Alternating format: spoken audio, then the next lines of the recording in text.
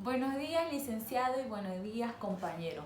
El tema que les voy a hablar hoy día es acerca de la columna vertebral. A continuación les voy a dar una pequeña introducción sobre lo que es la columna vertebral, que también está denominada como columna raquídea o simplemente raquis. Es un tallo óseo delgado, flexible y alargado, que se encuentra ubicado en la parte media y posterior de lo que es el tronco. Se encuentra formada por unas pequeñas piezas óseas denominadas vértebras separadas entre sí por lo que es el disco intervertebral. La función de la columna vertebral es de proteger la médula espinal y sus envolturas. Creemos que sirven para un punto de apoyo de ciertas vísceras. Sostienen lo que es el peso de los miembros superiores, el tórax y la cabeza, y transmite el peso de los mismos sobre lo que es la cintura pélvica y lo que son los miembros inferiores. La columna vertebral de un hombre mide aproximadamente de 70 a 73 centímetros y de una mujer de 60 a 65 centímetros aproximadamente. Pero esto puede variar según la región y la estatura de la persona. La columna vertebral, como podemos saber aquí, presenta diferentes regiones que son la región cervical, región torácica, región lumbar, sacra y coxis. Esta columna vertebral presenta unas curvaturas anteroposterior y laterales. Las laterales son poco visibles y tampoco son tan pronunciadas. Esta curvatura facilita a la columna su movimiento.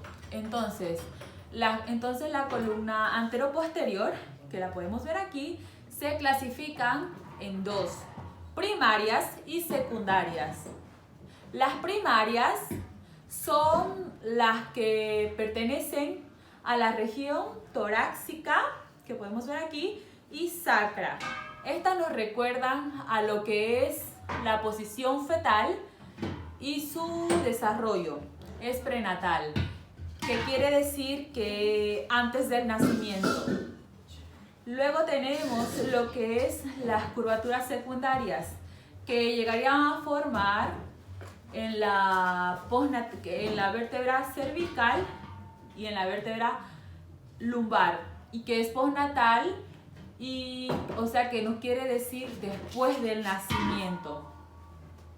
Las cervicales se desarrollan en el momento de la lactancia y las lumbares se desarrollan cuando queremos dar nuestros primeros pasos. Para el estudio de las vértebras se va a dividir en la siguiente manera: en características generales de todas las vértebras, y eso quiere decir lo que va a presentar las vértebras sin excepción de alguna vértebra. Estas son llamadas vértebras típicas. Luego tenemos lo que son las características propias de cada región de la columna vertebral. Estas características propias de cada región nos permite lo que es diferenciar las vértebras de una región a la otra región. Es decir, de la región cervical, ¿qué elementos específicos presenta esta región con las de las torácicas? Luego tenemos lo que son las vértebras de transición, que son las vértebras que nos permiten diferenciar una vértebra de otra vértebra, pero de la misma región. Por ejemplo, la segunda vértebra cervical con la séptima vértebra cervical. Bueno, a continuación vamos a hablar cuáles son las características que las diferencia cada una de las vértebras de este grupo de vértebras con las características particulares de la región, y vértebras con las características propias se las denomina vértebras atípicas. A continuación vamos a hablar de las características comunes a todas las vértebras. Tenemos que saber que todas las vértebras van a presentar lo que es un cuerpo vertebral, un agujero vertebral, pedículos, apófisis espinosa, apófisis transversa, apófisis articulares, dos superiores y dos inferiores, y lo que son las láminas vertebral. El cuerpo vertebral corresponde a la parte voluminosa de la vértebra. En este aquí vamos a estudiar lo que son las dos caras de una circunferencia, tanto la cara superior como la cara inferior. Está formada por tejidos compactos y en esta es donde va a descansar el disco intervertebral, como podemos ver aquí, y luego vamos a tener una circunferencia en la cual vamos a encontrar un sinnúmero de agujerillos, donde vamos a penetrar los conductos venosos que conducen sangre desde el cuerpo de la vértebra hasta las venas longitudinales de la columna. Luego tenemos lo que es el agujero vertebral. Este de aquí se encuentra ubicado entre lo que es por detrás del cuerpo vertebral y por delante de las láminas vertebrales. Y entre lo que es los pedículos, creemos que lo que es una columna articulada, este agujero vertebral forma lo que es el conducto raquídeo, que da paso a la médula espinal y a sus envolturas. Luego tenemos los pedículos vertebrales, como podemos ver aquí. Tenemos que los pedículos, como lo vamos a señalar ahorita aquí, ya lo señalé, son unas pequeñas laminillas cuadriláteras, óseas, muy allegadas, que se encuentran a cada lado del agujero vertebral. Esas láminas encuentran dos escotaduras, una superior y otra inferior. La inferior se encuentra más prolongadas, como podemos verlo aquí. Estas escotaduras en un raquis articulado forman lo que es un agujero vertebral, que es el agujero de conjunción, que se forma por la unión de las vértebras subyacentes y las vértebras con la infrayacente, que dan paso a los nervios espinales.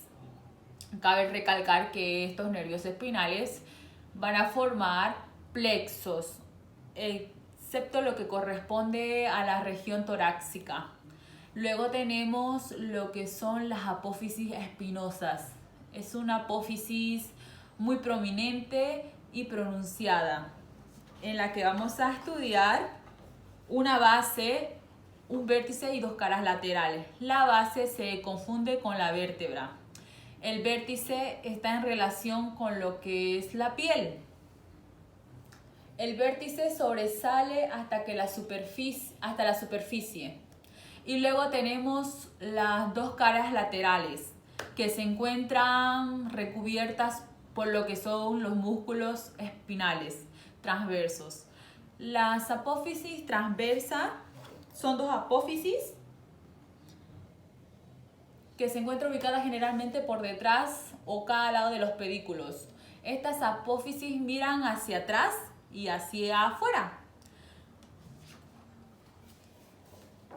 En esta imagen podemos ver lo que es una vértebra torácica, debido a lo que es una superficie articular. Las laminillas articulares, estas laminillas forman el límite posterolateral de lo que es el agujero vertebral.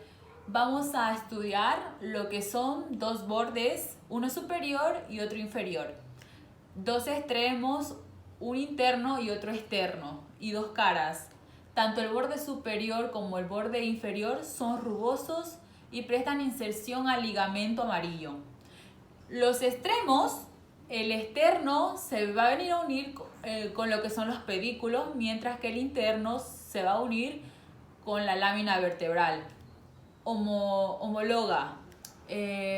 Su cara anterior mira lo que es la médula espinal, mientras que su cara posterior se encuentra en relación con los músculos espinales. Por último vamos a encontrar lo que son las apófisis articulares, que van a ser el punto de unión entre las vértebras subyacente y infrayacente. Esto es todo en cuanto a las características comunes de todas las vértebras. Ahora vamos a hablar de cada una de las regiones. Empezamos por las vértebras cervicales. Las vértebras cervicales son 7. 1, 2, 3, 4, 5. Otra vez. Ahora hablaremos de cada una de las regiones. Empezamos por las vértebras cervicales. Las vértebras cervicales son 7. 7 son el atlas, la asi, la tercera, la cuarta, la quinta, la sexta y la séptima vértebra cervical. En ellas vamos a estudiar un cuerpo. Este cuerpo vertebral es relativamente pequeño y prolongado en sentido transversal. Este cuerpo vertebral va a tener en su parte superior unas pequeñas apófisis llamadas apófisis semilunares. Luego vamos a encontrar el agujero vertebral, que es relativamente grande de forma triangular y su base mide a lo que es el cuerpo de la vértebra. Luego encontramos lo que son las apófisis transversas. Las apófisis transversas de las vértebras cervicales nacen de lo que es el cuerpo vertebral. Estas apófisis transversas van a ser bituberculosas, es decir, que van a tener dos tubérculos, un tubérculo anterior y un tubérculo posterior. El tubérculo anterior presta la inserción al músculo recto anterior y largo del cuello, mientras que el posterior va a presentar inserción al músculo recto posterior. Tenemos que estas apófisis transversas se encuentran penetradas por lo que es un agujero, que se denomina agujero transverso. Este agujero transverso va a dar paso en estado fresco a lo que es la arteria vertebral, acompañado de su vena y al nervio de François-Franck. La única vértebra cervical que carece de agujero vertebral es la séptima vértebra cervical o vértebra prominente, ya que esta muchas veces se encuentra cerrada o atrofiada. Luego tenemos lo que son las apófisis espinosas. Estas también son bituberculosas, como vamos a ver más adelante. Desde su nacimiento se dirigen horizontalmente hacia atrás y tienen una forma cuadrilátera. Por último tenemos las apófisis articulares, dos superiores y dos inferiores. Las apófisis articulares de las vértebras cervicales miran un poco hacia atrás y hacia arriba, mientras que las inferiores miran hacia adelante y hacia abajo. Vértebras de la región torácica. Nuestra columna vertebral consta de 12 vértebras torácicas que tienen un cuerpo en forma cilíndrica. El canal de la circunferencia es muy marcado, tanto su diámetro anteroposterior como lateral son casi iguales y por eso podemos decir que tienen forma cilíndrica. Por detrás de esta vamos a encontrar lo que es el agujero vertebral, relativamente pequeño y de forma circular. Luego encontramos las apófisis espinosas. Un detalle que se me pasó es que en el cuerpo vertebral, en su límite posterior, mirando hacia los pedículos, vamos a encontrar dos superficies articulares que están destinadas a alojar lo que son las cabezas de las costillas. La apófisis espinosa mira lo que es hacia abajo y hacia atrás y es muy prominente. Lo encontramos en las apófisis articulares. Estas apófisis articulares superiores nacen de lo que es la parte superior de los pedículos. Estas apófisis articulares miran hacia atrás, un poco hacia afuera, mientras que las inferiores miran hacia adelante y hacia adentro. Por último tenemos las apófisis transversas, que nacen de la parte posterior de los pedículos. Estas apófisis tienen en su cara anterior una superficie articular destinada a alojar lo que es la tuberosidad de la costilla y forman la articulación transverso costal, mientras que la articulación de lo que es la cabeza de la costilla al cuerpo de la vértebra se la denomina vértebra costal y es una articulación de tipo artrodia. Las vértebras lumbares, tenemos que en las vértebras lumbares vamos a estudiar un cuerpo que es muy voluminoso y su diámetro transversal es mucho mayor a su diámetro anteroposterior y su canal horizontal de la circunferencia es muy bien marcado hacia los lados. Tenemos que su agujero vertebral tiene forma de un triángulo equilátero. Su apófisis espinosa tiene forma cuadrilátera. Es muy desarrollada y prominente y se extiende en sentido horizontal. Tenemos que sus apófisis transversas son también llamadas apófisis costiformes, ya que son homólogas. Las costillas, aunque se encuentran un poco atrofiadas, tienen un pequeño tubérculo en su parte posterior denominado tubérculo accesorio. Luego tenemos lo que son las apófisis articulares. Estas apófisis cuentan de 2 superiores y 2 inferiores. Presentan una metaapófisis o también llamada apófisis mamilar. La apófisis mamilar están situadas en la parte anteroexterna de la apófisis articulares. A continuación vamos a hablar de las características propias de cada vértebra.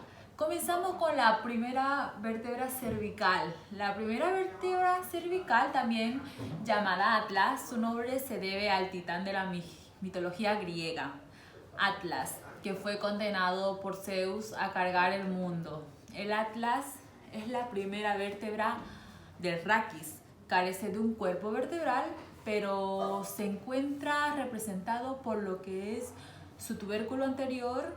Asimismo, carece de una apófisis espinosa, pero esta es representada por un tubérculo posterior. En él vamos a estudiar lo que son los 2 arcos, uno interior y otro posterior. Y las masas laterales. Comenzamos por las masas laterales. Tenemos una cara superior en la que podemos distinguir la cavidad glenoidea del atlas, que se va a articular con lo que es los cóndilos occipital, formando así una articulación bicondilia, una cara inferior y vamos a encontrar lo que son también las carillas articulares que se unen con la apófisis articular del axis. Tenemos una cara interna muy rugosa que presta inserción al potente ligamento transverso y una cara externa en el cual van a ser las apófisis transversas. Estas son unituberculosas, carecen de tubérculo y vamos a encontrar lo que es el agujero transverso, que va a dar paso a la arteria vertebral, el primer nervio cervical y el primer nervio cervical. Y ahora vamos a estudiar lo que es los arcos, el anterior y el posterior. Vamos a encontrar en su cara interior lo que es el tubérculo anterior y en su cara posterior una carilla articular, destinado a unirse con lo que es el apófisis odontoide del axis. Luego tenemos lo que es el arco posterior. Este arco es aplanado de arriba hacia abajo y de adelante hacia atrás, en sentido transversal. Ofrece en su cara posterior una eminencia denominada tubérculo posterior. Como ya mencioné, en su cara superior presenta una cara inferior por el cual se desliza la arteria vertebral. La segunda arteria cervical, o también llamada axis, debido a lo que forma el eje en el cual rota la cabeza, consta de un cuerpo formado por apófisis en forma de un diente, denominada apófisis odontoides. Estas apófisis es una eminencia extendida o prolongada en sentido vertical, de forma cilíndrica, alrededor de la cual gira el atlas. Cuando se efectúan movimientos de rotación, creemos que en ella vamos a estudiar una base, un vértice y una cara anterior y otra cara posterior. Tenemos entonces que la base se encuentra unido a lo que es el axis. Su vértice se va a relacionar con el ligamento odontoides. Su cara anterior se relaciona con la cara posterior del arco anterior del atlas. Y su cara posterior se desliza sobre lo que es el ligamento transverso. Asimismo vamos a estudiar lo que es las apófisis transversas, que por cierto son unituberculosas. Tenemos también la apófisis espinosa, que es bituberculosa y presta inserción al músculo oblicuo inferior de la cabeza. Tenemos también el agujero transversal y la apófisis articular.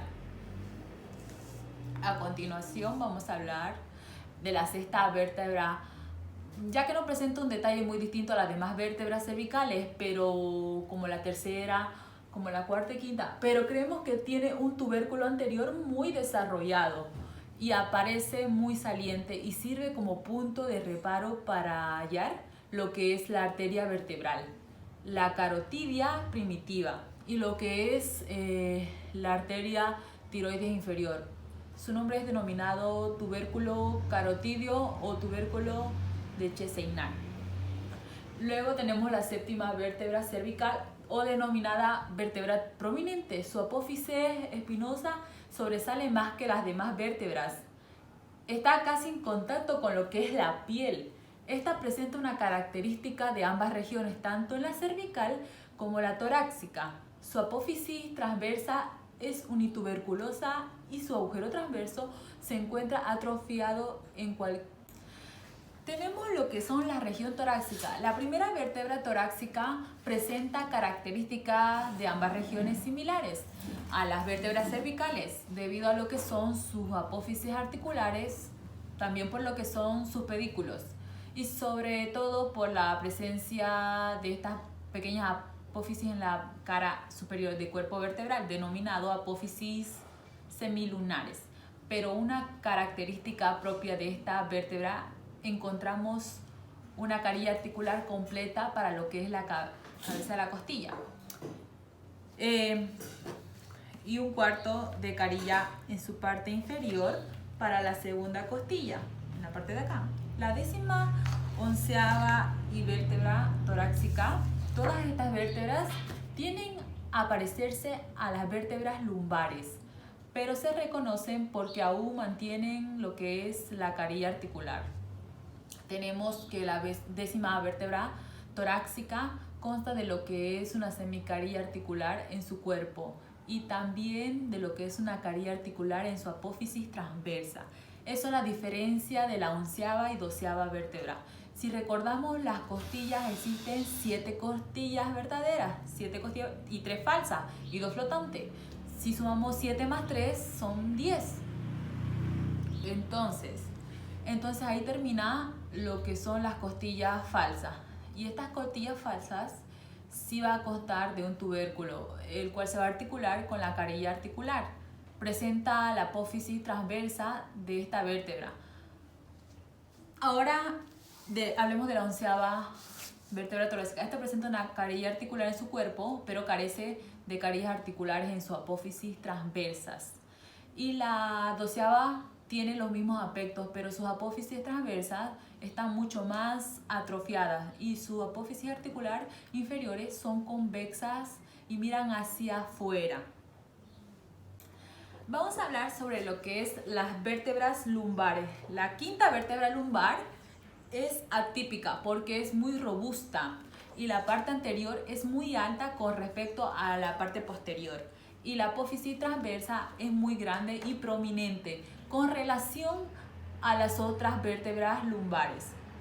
Además de eso, las carillas articulares inferior son más anchas y están más separadas porque ellas se articulan con las astas superiores del sacro, que ellas están muy separadas, entonces tienen que ensacharse mucho, más que sus plexexoras.